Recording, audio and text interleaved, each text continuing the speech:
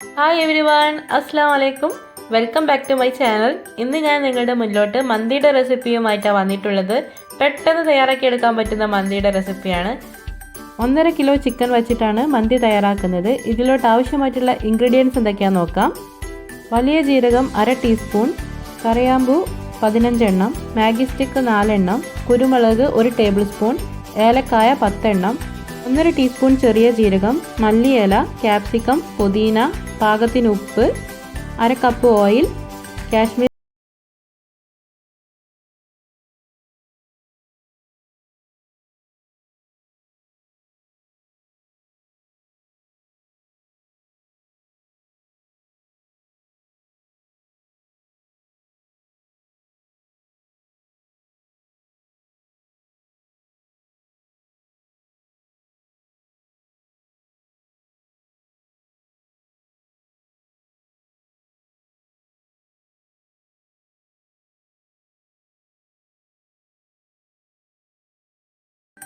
ഇനി ചെറിയ ജീരകം ചേർത്ത് കൊടുക്കാം,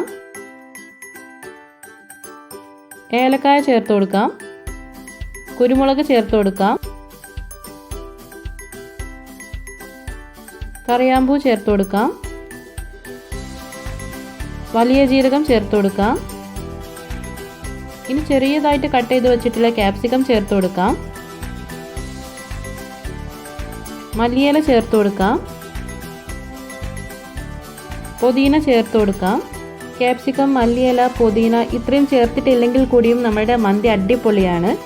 ഇനി പാകത്തിന് ഉപ്പ് ചേർത്ത് കൊടുക്കാം. എന്നിട്ട് എല്ലാം കൂടെ നന്നായിട്ടൊന്ന് മിക്സ് ചെയ്ത് കൊടുക്കാം.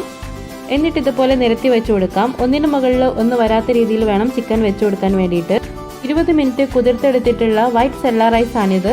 ഇത് നമുക്ക് കുക്ക് ചെയ്തെടുക്കണം. അതിന് വേണ്ടിയിട്ട് പട്ട, പൂവ്, ഏലക്ക, പാകത്തിന് ഉപ്പ് എന്നിവ ചേർത്തിട്ട് നമുക്ക് തിളപ്പിച്ചൂറ്റിയെടുക്കാം. ഇപ്പോൾ നമ്മുടെ റൈസ് റെഡി ആയിട്ടുണ്ട്.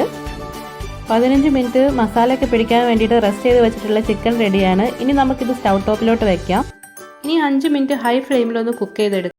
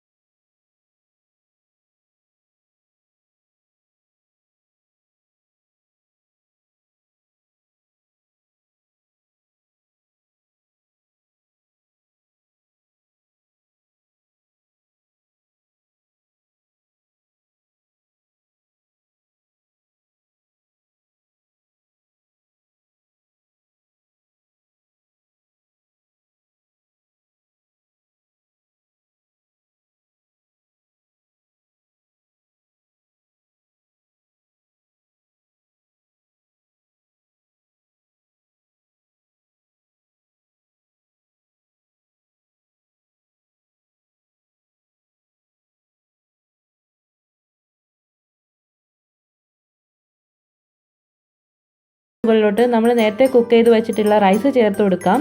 റൈസ് കുക്ക് ചെയ്തെടുക്കുമ്പോൾ നിങ്ങൾ ശ്രദ്ധിക്കണം, നമ്മൾ ചിക്കൻ്റെ മുകളിലോട്ട് ഇട്ട് കഴിഞ്ഞാൽ ഈ റൈസ് ഇനി കുക്ക് ആവത്തില്ല. അതുകൊണ്ട് നിങ്ങൾ തിളപ്പിച്ച് ഊറ്റിയെടുക്കുമ്പോൾ തന്നെ ഫുൾ കുക്കായിട്ട് എടുക്കണം. ഇനി ഈ റൈസിന് മുകളിലോട്ട് കാശ്മീരി റെഡ് ചില്ലി മിക്സ് ചെയ്ത് വെച്ചിട്ടുള്ള ഓയിലാണ് ചേർത്ത് കൊടുക്കുന്നത്.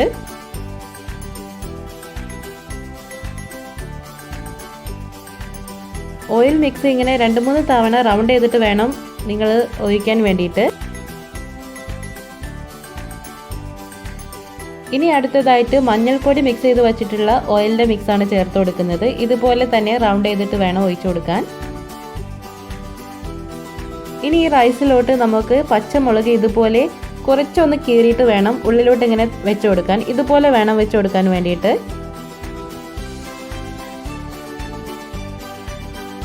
ഇനി നമുക്ക് ഈ റൈസിൻ്റെ സെൻട്രലായിട്ട് കുറച്ച് റൈസൊക്കെ ഒന്ന് മാറ്റിയിട്ട് കൊടുക്കണം. അവിടെ നമുക്ക് ചാർക്കോൾ ഇതുപോലെ ഒരു പാത്രത്തിൽ കനലാക്കിയിട്ട് വെക്കാൻ വേണ്ടിയിട്ടുള്ളതാണ്. ഇനി കനലാക്കി എടുത്തിട്ടുള്ള ചാർക്കോളിന് മുകളിലോട്ട് കുറച്ച് ഓയിലൊന്ന് ഇതുപോലെ ഒഴിച്ചു കൊടുക്കാം. എന്നിട്ട് പെട്ടെന്ന് തന്നെ അടിച്ചു കൊടുക്കണം.